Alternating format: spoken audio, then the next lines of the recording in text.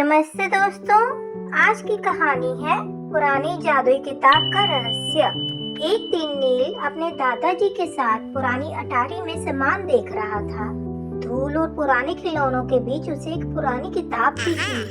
नील ने उसे उठाया। किताब भारी थी और उस पर एक चमकदार ताला लगा हुआ था।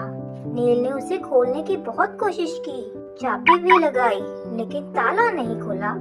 दादाजी ने मुस्कुराते हुए कहा, ये कोई साधारण किताब नहीं है बेटा। कहते हैं ये जादू ही है, मगर ये केवल उसी के लिए खुलती है जिसका दिल सच्चा हो और जो दूसरों की भलाई के लिए काम करता हो।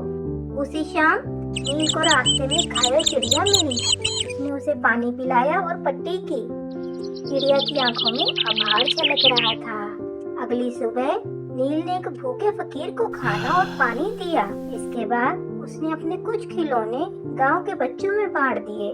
बच्चे खुशी से झूम उठे। उसी रात नील पेड़ के नीचे आराम कर रहा था। तभी वो किताब चमकते हुए अपने आप खुल गई। एक नीली रोशनी निकली और पन्नों पर सुनहरे अक्षर उभरने लगे। नील ने पढ़ा। उस पे लिखा था, असली जादू तुम्हारे अच्छे कर्मों में छुपा है। अब नील उस किताब में गांव के बच्चों को कहानियां सुनाने और छोटी छोटी अच्छी बातें सिखाने लगा। बच्चे उसे बहुत प्यार करने लगे।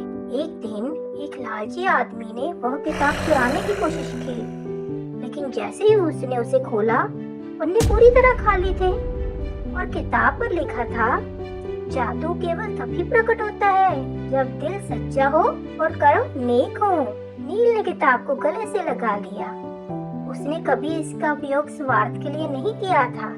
तभी किताब पर एक पंक्ति उभरी। उस पर लिखा था, तुम जान गए हो कि असली जादू कर्मों की सच्चाई और दिल की अच्छाई में छुपा होता है। इसके बाद किताब हल्के नीले प्रकाश में चमकने लगी और धीरे धीरे हवा में ऊपर उड़ती गई, जैसे कोई जादू अपने घर लौट रहा हो। अब नील खुद बच्चों के लिए वह जादुई किताब बन गया था। उनकी मस्तानी, उनकी सीख और उनका प्यार, यही उसका जादू था। इस कहानी से हमें शिक्षा मिलती है, असली जादू किताबों या चमत्कारों में नहीं, बल्कि हमारे अच्छे कर्मों और सच्चे दिल में छुपा होता है।